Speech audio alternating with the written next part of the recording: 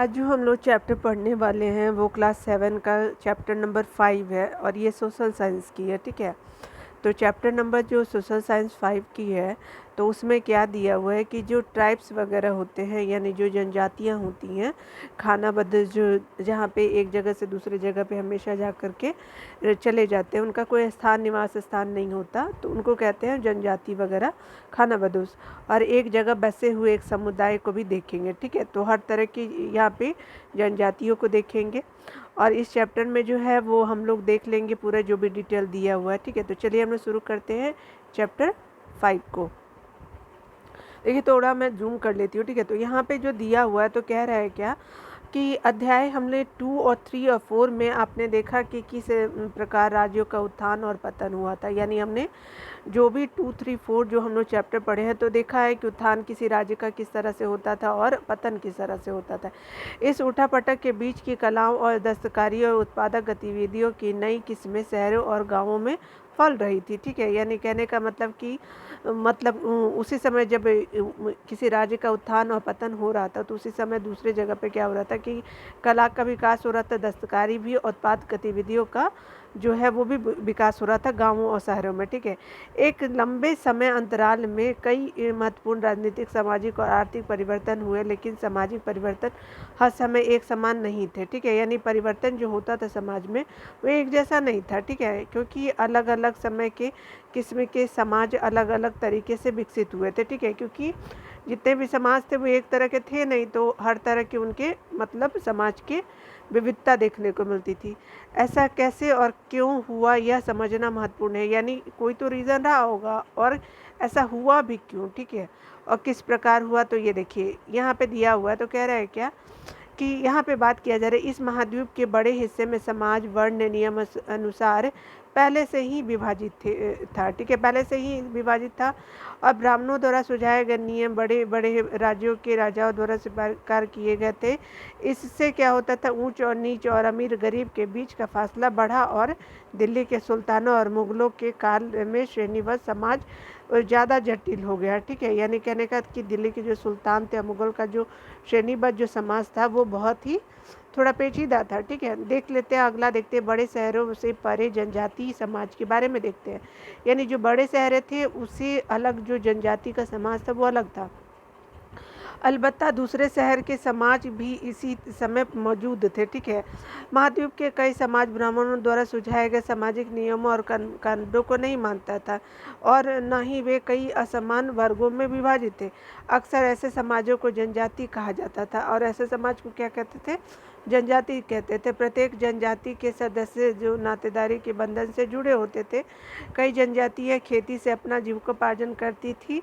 कुछ दूसरे जनजातियों के लोग जो है शिकारी संग्रह किया पशुपालक थे। ठीक है, जो पशु का पालन करते थे उनको पशुपालक कहते थे। ठीक है, ये देखिए क्या होता था कि प्राय वे अपने निवास स्थान के प्राकृतिक संसाधनों का पूरा इस्तेमाल करने के लिए इन गतिविधियों का मिला जुला रूप अपनाते थे। कुछ जनजातीय खानाबदोश थी तो और एक जगह से दूसरे जगह घूमती रहती थी। जनजाति समूह जो थी संयुक्त रूप से भूमि और चारागाहों का नियंत्रण रखते थे। अपने खुद के बना नियमों के आधार पर परिवारों के बीच इनका बंटवारा करते थे। ठीक है, देखिए अगला क्या बोल रहा जा रहा है। तो कह रहा है क्या कि इस महाद्वीप के विभिन्न हिस्सों में कई बड़ी जनजाति फली फूली सामान्यतः ये जंगलों, पहाड़ों और रेगिस्तानों और दूसरी दुर्गम जगहों पर निवास करती थी। कभी कभी जाति विभाजन पर आधारित अधिक शक्तिशाली समाजों के साथ इनका टकराव भी होता था। ठीक है, कई मामलों में इन जनजातियों ने अपनी आज़ादी को बरकरार रखा और अपनी अलहदा संस्कृति को बचाया भी था। ठीक है, अलग तरह की संस्कृति जो थी, लेकिन जो जातीय आधारित और जनजातीय समाजों दोनों अपनी विविध किस्म की ज़रूरतों के लिए एक दूसरे पर निर्भर होते थे। यानी जो जातियाँ थी, जो ब्राह्मण जातीय थी या अन्य जातीय थी और जो जनजाति थी, दोनों की विविधता का तो किस्म था लेकिन दोनों एक दूसरे पर निर्भर भी थे। ठीक है, टकराव और निर्भरता के इस संबंध ने दोनों तरह के समाजों को धीरे धीरे बदलने का काम किया था। ठीक है, यानी टकराव भी था और एक दूसरे के निर्भर भी थे, लेकिन दोनों ने धीरे धीरे बदलने का काम किया। देखिए जनजाति लोग कौन थे। ठीक है, यहाँ पे बात किया जाए कि जनजाति थे कौन, देख लेते ऊपर कुछ छूटा तो नहीं है हम लोगों का जो भी। देखिए यहाँ पे पिक्चर है। ठीक है। तो यहाँ पे जनजाति नृत्य संताल चित्र खड़ा है, ठीक है, यानी इस तरह का फोटो बनाया हो जनजाति लोगों का, ठीक है, जो ढोलक बजा रहे हैं, उसके अलावा जो जो भी अपना म्यूज़िक सिस्टम होता है जो ये लोगों का यूज़ करते हैं, तो बजाया जा रहा है, ठीक है। यहाँ पे देख लीजिए कुछ और बचा है क्या? नहीं, यहाँ पे तो कुछ नहीं बचा हुआ। हमने ये देखिए अपना, देखिए यहाँ पे बोल रहा है कि जनजाति कौन लोग थे, ठीक है। यहाँ पे देखिए तो जनजाति जो लोग थे वो देखिए यहाँ पे क्या बोला है, समकालीन इतिहासकारों और मुसाफिरों ने जनजातियों के बारे में बहुत कम जानकारी दी, ठीक है। और जनजाति ने मतलब आपका जो है समकालीन इतिहासकारों और मुसाफिरों ने जनजातियों के बारे में बहुत कम जानकारी दी है। कुछ अपवादों को छोड़ दे तो क्या होता है कि आपका जनजातीय लोग भी लिखित दस्तावेज नहीं रखते थे, ठीक है। कुछ अपवादों को छोड़ देते बोला जा रहा है कि जनजातीय लोग भी जो लिखित कोई भी डॉक्यूमेंट उनके पास नहीं था, लेकिन समृद्ध रीति रिवाजों और वाचिक यानी मौखिक परंपराओं का भी संरक्षण करते थे, यानी एक जनरेशन से दूसरे जनरेशन में अपने रीति रिवाजों को बदलते थे, ठीक है। यानी अपने बेटे को सिखाया, बहू को सिखाया, इस तरह से बेटियों को सिखाया, इस तरह से ये परंपराएं हर नई पीढ़ी को विरासत में मिलती थी, ठीक है। आज के इतिहासकार जनजाति को इतिहास लिखने के लिए इन वांछित परंपराओं का ही इस्तेमाल करते हैं, ठीक है, यानी इनकी बातों को सुनते हैं और फिर वो अपने किताबों में लिखते हैं, ठीक है। देखिए क्या होता है कि जनजातीय लोग जो हैं वो आपका बोला जा रहा है कि भारत के लगभग हर क्षेत्र में पाए जाते हैं। किसी भी एक जनजाति का इलाका प्रभाव समय के साथ साथ बदलता रहता है, ठीक है। मतलब अगर आज ये यहाँ है तो आपको दूसरे जगह भी देखने को मिलेंगे, ठीक है। कुछ जनजाति जो कुछ शक्तिशाली जनजातियों का बड़े इलाके पर नियंत्रण था। पंजाब में खोखर जनजाति 13वीं और 14वीं सदी के दौरान बहुत प्रभावशाली थी, ठीक है। यहाँ बाद में गक्खर लोग ज़्यादा महत्वपूर्ण हो गए थे। उनके मुखिया जो थे वो क्या थे, मुखिया कमाल खान गक्खर को बादशाह अकबर ने मनसबदार बनाया था। यानी कहने का मतलब कि आपका जो पंजाब का खोखर जनजाति है वो कब थे, तो आपके 13वीं और 14वीं शताब्दी में शक्तिशाली थे। और आपका जो कमाल खां गोखर नाम था, बादशाह का नाम था, तो बादशाह अकबर जो थे वो उन सब मतलब मनसबदार बनाया था, ठीक है। तो जो आपका जो जनजाति के जो मुखिया कमाल खां गक्खर थे, तो उनको बादशाह जो अकबर थे मुगल डायनेस्टी वाले, तो उन्होंने मनसबदार बनाया था, ठीक है। और मुल्तान और सिंध में मुगलों द्वारा अधीन कर लिए जाने से पहले लहंगाव और अरगन लोग का प्रभुत्व अत्यंत विस्तृत क्षेत्र पर था, ठीक है। और मतलब कहने का जो आपका लगान और अरगुन जो प्रभुत्व था, तो मुगलों के आने के पहले आपका जो मुल्तान और सिंध पड़ता है, ठीक है। तो मुगलों से पहले किसका था पावत, लंगना और अरगुन का था, ठीक है। बाद में मुगल आ जाते हैं। आपका क्या होता है कि का प्रभुत्व अत्यंत विस्तृत क्षेत्र पर था। उत्तर पश्चिम में एक और विशाल,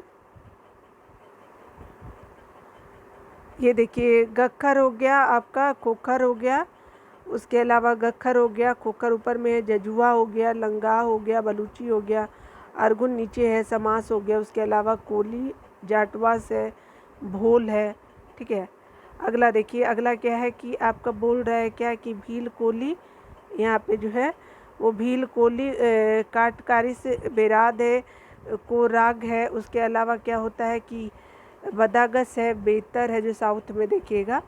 उसके अलावा मारवाड़ है आपका, फिर लक्षद्वीप देख लीजिए यहाँ पे है, ठीक है। अगला देख लेते हैं जो भी गोंडवाना वाला एरिया में देखिए गोंड बैगस होते थे। गोंड और बैगस गोंडवाना लैंड के पास खोंड होते थे। कयास हो गए आपका जो उड़ीसा वाला रीजन और आंध्र प्रदेश वाला रीजन हो गया। उसके अलावा चेर, मुंडा, ओरान जो हो गए वो झारखंड वाले, संथाल। उसी तरह से आप अगर असम वाला देखेंगे तो गारो खासी जयंतिया में अहोम हो गया, कोच हो गया, खासी हो गया, काचरीस हो गया, नागा हो गया, इस तरह से, ठीक है। अगला देखिए, अगला क्या बोल रहा है कि एक शक्तिशाली जनजाति थी बलोच, ठीक है। यानी एक शक्तिशाली जनजाति जिसका नाम बलोच था, ठीक है। ये लोग अलग अलग मुखिया वाले कई छोटे छोटे गुलों में बटे हुए थे। पश्चिम हिमालय में गाड़ियों की जनजाति रहती थी, ठीक है। और उप महाद्वीप के सुदूर उत्तर पूर्वी भाग पर नागा, अहोम और कई दूसरी जनजातियों का पूरी तरह से क्या था, प्रभुत्व था, ठीक है। अगला देखिए क्या बोल रहा है कि मौजूदा बिहार और झारखंड के कई इलाकों में 12वीं सदी तक चेर सरदार शाहियों का उदय हो चुका था, यानी बिहार और झारखंड में, ठीक है। 12वीं सदी में चेर सरदार शाहियों का, चेर जो जनजाति थे उस तरह का।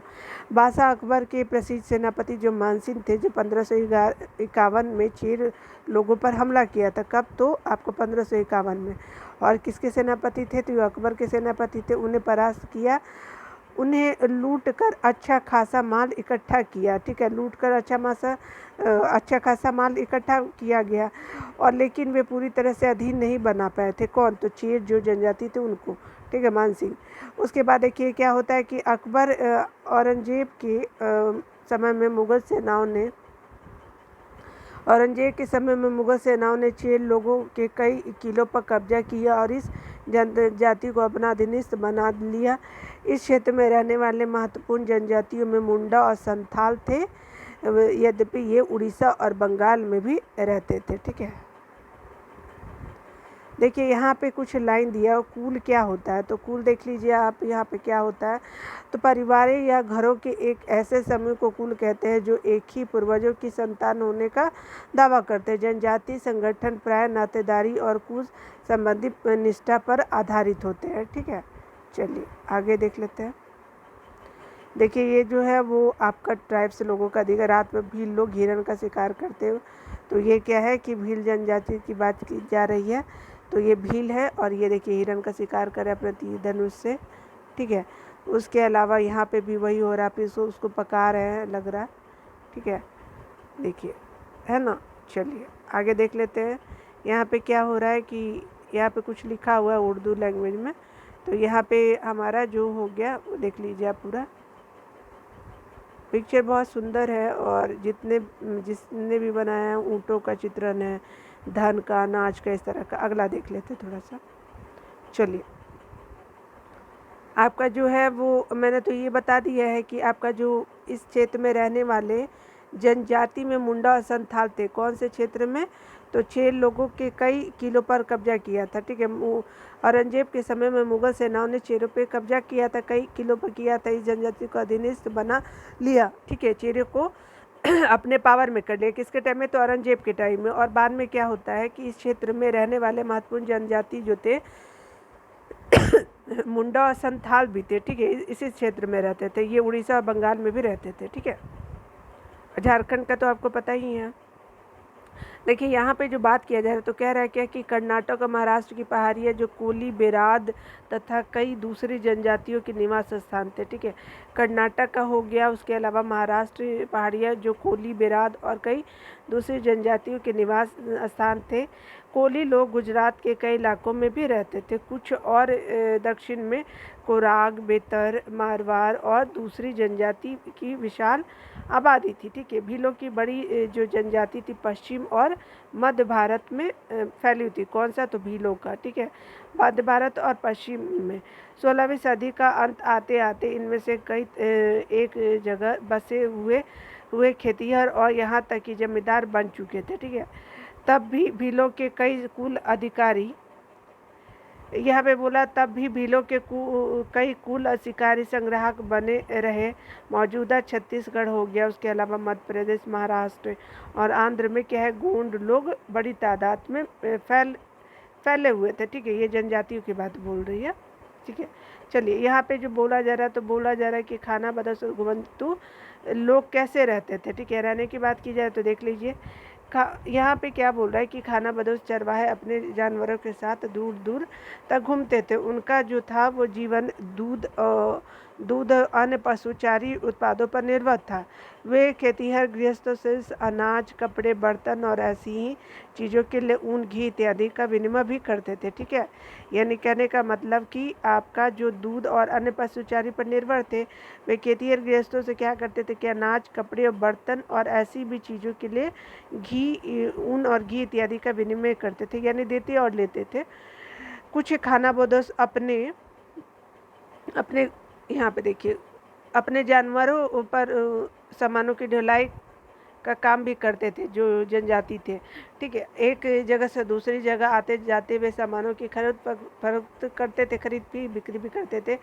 बंजारा लोग सबसे महत्वपूर्ण व्यापारी खाना बदोश थे, ठीक है। यानी बंजारा जो होते हैं वो प्रमुख व्यापारी खाना बदोश थे। उनका कारवां टांडा कहलाता था, यानी जब वो चलते थे मतलब लेकर के अपना सवारी, तो उसको टांडा बोलते थे वो, ठीक है।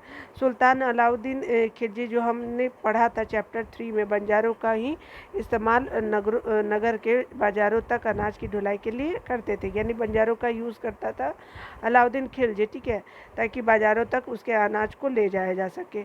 आपका अगला क्या बोल रहा है कि बादशाह जहांगीर ने अपने स्मरणों में लिखा है कि बंजारे विभिन्न इलाकों से अपने बैल पर अनाज ले जाकर शहरों में रहते थे, ठीक है, बेचते थे।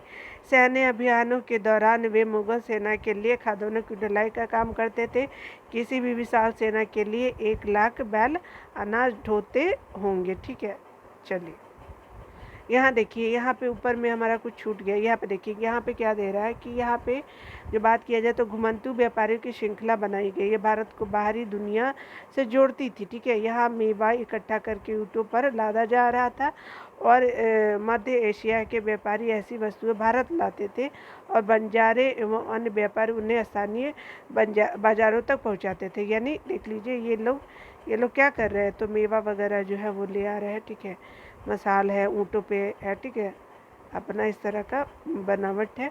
चलिए आगे देख लेते कुछ चीज़ें हैं। खाना बदोश और भ्रमणशील समूह के बारे में बोला जा रहा, तो देखिए आपका खाना बदोश घुमंतू लोग होते हैं, उनमें से कई पशुचारी होते हैं, ठीक है। यानी खाना बदोश घुमंतू लोग होते हैं घूम घूम करके, और पशुचारी भी होते हैं जो अपनी रेवड़ और पशु वृंद के साथ एक चारागाह से दूसरे चारागाह घूमते रहते हैं।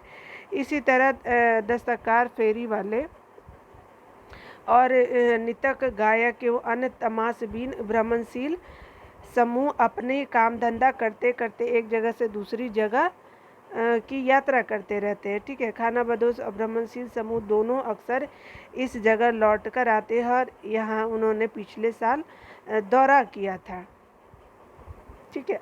चलिए देखिए, यहाँ तो हमने देख लिया था। यह बंजारे के बारे में देख लेते हैं कि क्या बोल रहा है। तो बंजारे जो है वो 17वीं शताब्दी के आरंभ में भारत आने वाले एक अंग्रेज व्यापारी पीटर मोंटी ने बंजारों का वर्णन किया है। यानी कब? 17वीं शताब्दी में जो अंग्रेजी आया था व्यापारी पीटर मोंटी। तो बंजारों के बारे में क्या लिखा है? सुबह हमारी मुलाकात बंजारों की एक टाडा से हुई जिसमें 14,000 बैल थे। सारे पशु गेहूं और चावल जैसे अनाजों से लदे हुए थे।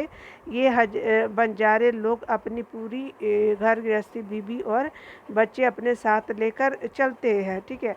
एक टाडा में कई परिवार रहते हैं। उनका जीने का तरीका उन भारवाहकों से मिलता जुलता है जो लगातार एक जगह से दूसरी जगह जाते रहते हैं, ठीक है। गाय बैल उनके अपने होते हैं, ठीक है। उसके अलावा क्या होते हैं कि कई बार वे सौदागरों के साथ भाड़े पर नियुक्त किए जाते हैं, ठीक है, लेकिन ज़्यादातर वे खुद सौदागर होते हैं।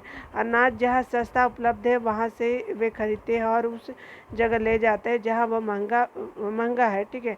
वहाँ से वे फिर ऐसी चीज़ें लाद लेते हैं जो किसी और जगह मुनाफे के साथ बेची जा सकती है, ठीक है। टाडा में 6 से 700 तक लोग होते हैं, ठीक है, ठीक है, लोग हो सकते हैं। वे एक दिन में 6 या 7 में से ज़्यादा सफ़र नहीं करते, यहाँ तक कि ठंडे मौसम में भी, ठीक है। अपनी गाय बैल पर से सामान उतारने के बाद वे अपने चढ़ने के लिए खुला छोड़ देते हैं क्योंकि यहाँ ज़मीन पर्याप्त है और उन्हें रोकने वाला कोई नहीं है, ठीक है। देखिए, पता करें कि आजकल गांव से शहरों तक अनाज ले जाने का कैसा काम होता है। काम जो किस चीज़ से ले जाते हैं, बंजारों के तौर तरीके से, या किन मायनों में भिन्न या समान है, ठीक है। यहाँ तो हमने देख लिया था कि देखा था ना, हाँ ये हमने देख लिया था। आगे देख लेते हैं हम लोग। देखिए यहाँ पे जो है वो कहाँ से? मगरमच्छ, कुटिया कोंड जनजाति उड़ीसा से ये मिली है, ठीक है। तो ये उड़ीसा से आपको देखने के लिए मिलेगा। और ये मगरमच्छ कुटिया है। देखिए यहाँ पे देख लेते हैं डिटेल में क्या बोल रहा है। तो कह रहा है क्या कि कई पशुचारी जनजातियाँ मवेशी और घोड़े जैसे जानवरों को पालने पोसने और संपन्न लोगों के यहाँ आते उन्हें बेचने का काम करती थी। ठीक है, मोटे मोटे फेरी वालों की विभिन्न जातियाँ भी एक गांव से दूसरे गांव भ्रमण करती थी। ये लोग रस्सी सरकंडे की चीज़ें, फूस की चटाई और मोटे बोरे जैसे माल बनाते और बेचते थे। ठीक है, कभी कभी भिक्षुक लोग भी घुमंती सौदागरों का काम करते थे। ठीक है, नर्तकों, गायकों और अन्य तमाशबीनों की भी जातियां थी जो विभिन्न नगरों और गांवों में कमाई के लिए अपनी कला का प्रदर्शनी करती थी।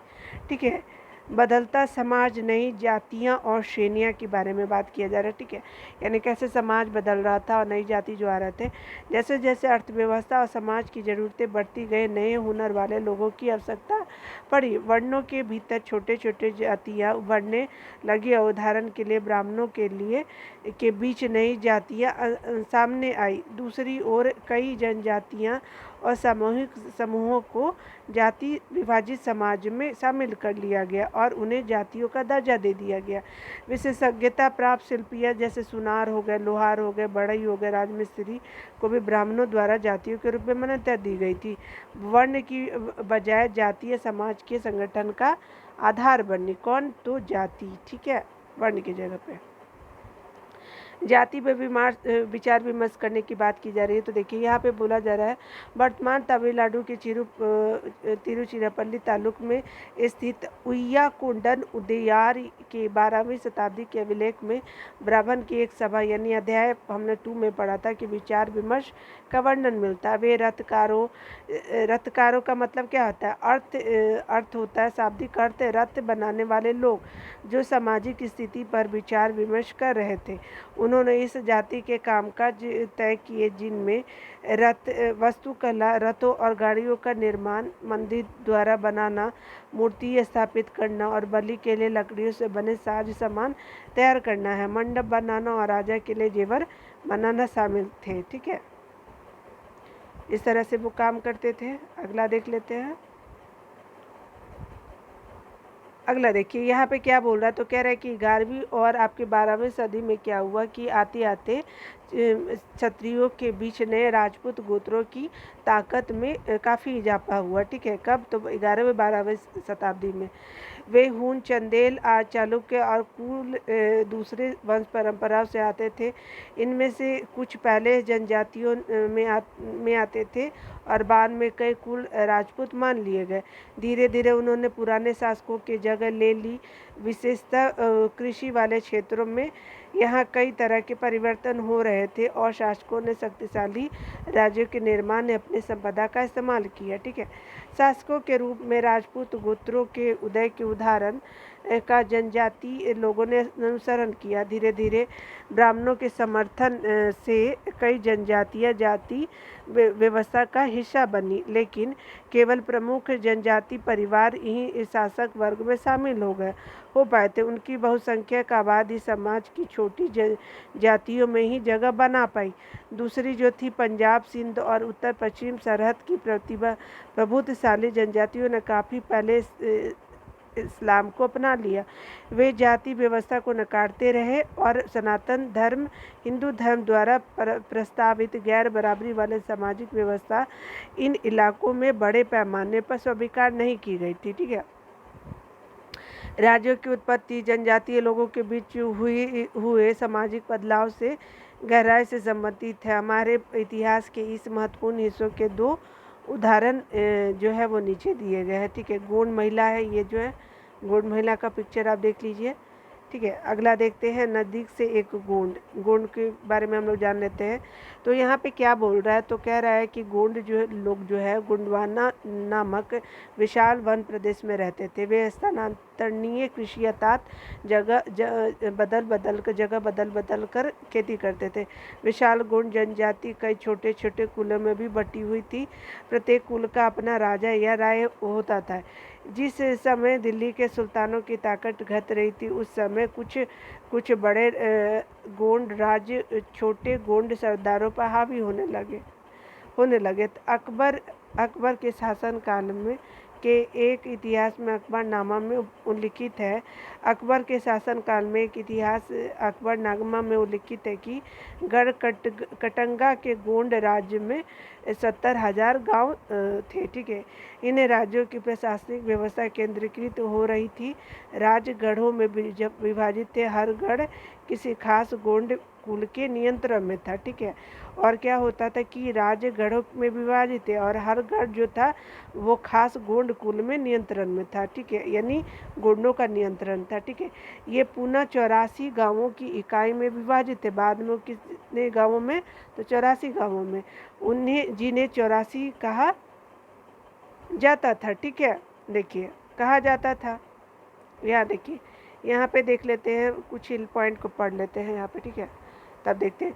84 का उप विभाजन बरहोतों में होता था। ठीक है, और जो 12 गांवों को मिलाकर बनते थे। ठीक है, बड़े राज्यों के उदय के गोंड समाज के चरित्र को बदल डाला। उनका मूलतः बराबरी वाला समाज धीरे धीरे असमान सामाजिक वर्गों में विभाजित हो गया। ब्राह्मण लोगों ने गोंड राजाओं से अनुदान में भूमि प्राप्त की और अधिक प्रभावशाली बन गए। ठीक है, उसके बाद क्या कि गोंड सरदारों को अब राजपूतों के रूप में मान्यता प्राप्त करने की चाहत हुई, इसलिए गढ़ कटंगा के गोंड राजा अमन दास ने संग्राम सिंह की उपाधि धारण की थी। ठीक है, यानी अमन दास जो थे वो संग्राम सिंह की उपाधि धारण की थी। उसके पुत्र दलपत ने महोबा के चंदेल राजपूत राजा सालवाहन की पुत्री राजकुमारी दुर्गावती से विवाह किया। दलपत की मृत्यु कम आयु में हो गई। ठीक है, यानी दलपत जो था वो मर गया और रानी दुर्गावती बहुत ही योग्य थी और वे उसने अपने हिस्ट्री में पढ़ा भी होगा रानी दुर्गावती के बारे में, बहुत योग्य थी और उसने अपने 5 साल के पुत्र वीर नारायण के नाम पर शासन की कमान संभाली। ठीक है, उसके समय में राज्य और अधिक विस्तार हुआ। 1565 में आसिफ खान के नेतृत्व में मुगल सेनाओं ने गढ़ कटंगा पर हमला कर दिया। रानी दुर्गावती ने इसका जमकर सामना किया, उसकी हार हुई और उसने समर्पण करने की बजाय मर जाना बेहतर समझा। ठीक है, मतलब वो आत्महत्या कर ली। ठीक है, उसका पुत्र भी तुरंत बाद लड़ता हुआ मारा गया। ठीक है, अगला देखिए, गढ़ कटंगा एक समृद्ध राज्य था। ठीक है, उसके बाद क्या आता है कि उसने हाथियों को पकड़ने और दूसरे राज्यों में उनका निर्यात करने के व्यापार में खासा धन कमाया था। ठीक है, गढ़ कटंगा जो था यानी पकड़ करके और निर्यात करते थे हाथियों को। जब मुगलों ने गोंडों को हराया तो उन्हें लूट में बेशकीमती सिक्के और हाथी बहुतायत में हाथियाँ लिए। ठीक है, मतलब अपने पास रख लिए। उन्होंने राज्य का एक भाग अपने कब्जे में लिया और शेष वीर नारायण के चाचा चंदा शाह को दिया। ठीक है, गढ़ कटंगा के पतन के बावजूद गोंड राज्य कुछ समय तक चलता रहा, लेकिन वे काफ़ी कमज़ोर हो गए और बाद में अधिक शक्तिशाली बुंदेलों और मराठों के खिलाफ उनके संघर्ष असफल रहे, यानी हार गए बाद में। ठीक है, चलिए ऊपर में कुछ दिया हुआ है, देखिए ये नक्काशीदार दरवाज़ा है। ठीक है, नक्काशीदार दरवाज़ा है, गोंड जनजाति बस्तर क्षेत्र मध्य प्रदेश का वहाँ का है, तो देख लीजिए आप। ठीक है, दरवाज़ा है, यहाँ पे देखिए, यहाँ पे देख रहे हैं, ये दरवाज़ा है इस तरह का और बस्तर में है। ये देखिए ऊपर हमने पढ़ा था सूबा सीमा सरकार की बात की जा रही है, तो आपका जो है नर्मदा के पास जो है वो गोरहा कलिंगा हो गया, आपका उड़ीसा वाला मांडला हो गया, चाउरगढ़ा हो गया, बाईरगढ़ हो गया, बंडोलगढ़ हो गया और इस तरह से हो गया। ठीक है, अगला देखिए आपका जो ये तो कंप्लीट हो गया। अगला देखिए अहोम के बारे में थोड़ा पढ़ लेते हैं, यानी अहोम कौन थे का पूर्वी भारत की जनजाति की बात की जा रही है। ठीक है, तो पूर्वी भारत का यानी हमारा आपका जो नॉर्थ ईस्टर्न स्टेट जो है आपका असम, नागालैंड, उसके अलावा मणिपुर, अरुणाचल प्रदेश, आपका त्रिपुरा, मेघालय, मिजोरम, ये सब। ठीक ठीक है। देखिए यहाँ पे क्या अहोम की बात की जा रही। अहोम जो है उन लोग ज़्यादा म्यांमार से आकर के 13वीं सदी में ब्रह्मपुत्रा घाटी में बसे। अहोम कहाँ रहते हैं? तो आसाम में। उन्होंने भूया स्वामी इन लोगों की पुरानी राजनीतिक व्यवस्था का दमन करके नए राज्य की स्थापना की। यानी भूया कौन थे? भूस्वामी लोगों की पुरानी जो राजनीतिक व्यवस्था थी उसको मतलब ख़त्म कर दिया और नए राज्य की स्थापना की। ठीक है। 16वीं सदी के दौरान उन्होंने चूटियों और कोचहाजों के राज्यों को अपने राज्य में मिला लिया। कब मिलाया? तो चूटियों यानी 1523 और कोचहाडो यानी 1551 में मिला लिया। उन्होंने कई अन्य जनजातियों को भी अपने अधीन कर लिया। अहोमों ने नया बड़ा राज्य बनाया। ठीक है। और क्या हुआ कि इसके लिए 1530 के मध्य में ही इतने वर्ष पहले, ठीक है, बहुत पहले, इतने वर्ष पहले आग्नेय अस्त्रों का इस्तेमाल किया था, बहुत साल पहले। ठीक है। 1530 में ही 1660 तक आते आते क्या होता है कि वे उच्च स्तरीय बारूद और तोपों का निर्माण करने में सक्षम हो गए। ठीक है। 1660 के लगभग। लेकिन अहोम लोगों को दक्षिण पश्चिम से कई आक्रमण का सामना करने की अहोम पे दक्षिण पश्चिम के लोगों ने सामना किया। ठीक है। आक्रमण कर दिया। 1662 में क्या होता है? मीर जुमना के नेतृत्व में मुगलों ने अहोम राज्य पर हमला किया। बहादुरी से सामना करने के बावजूद अहोम लोगों की पराजय हो गई। लेकिन इस क्षेत्र में मुगलों का प्रत्यक्ष नियंत्रण ज़्यादा समय तक बना नहीं रह सका। ठीक है। यहाँ पे देखिए आपका अहोम वाले एरिया में दिखा दे रही हूँ। तो ये आपका देखिए, ये नेपाल हो गया, ये भूटान, ये कोच हो गया आपका, ये पूरा जो है ये सब का चारी गारो, खासी, जयंतिया हो गया। अहोम जो है वो देखिए ये वाला अहोम जो है। ठीक है। ये जो आपका म्यांमार वाला है। ठीक है। यहाँ पे देख लीजिए आपका जो है आप क्या है, यहाँ पे कान की आभूषण कबोई नागा जनजाति मणिपुर। देखिए ये कान में जो पहनते हैं ना वो है। ठीक है। ये देखिए इस तरह का बना कान के आभूषण कबोई नागा जनजाति मणिपुर का है। ठीक है। अगला देख लेते हैं जो भी पॉइंट है। यहाँ पे देखिए यहाँ पे क्या बोला जा रहा है। तो कह रहा है क्या कि आपका कह रहा है क्या कि अहोम राज्य बेगार पर निर्भर थे। ठीक है। राज्य के लिए जिन लोगों से जबरन काम लिया जाता था वे पाइक कहले जाते थे। राज्य के लिए जिन लोगों से जबरन जो काम किया जाता उसको पाइक कहते थे। अहोम राज्य में एक जनगणना की गई थी।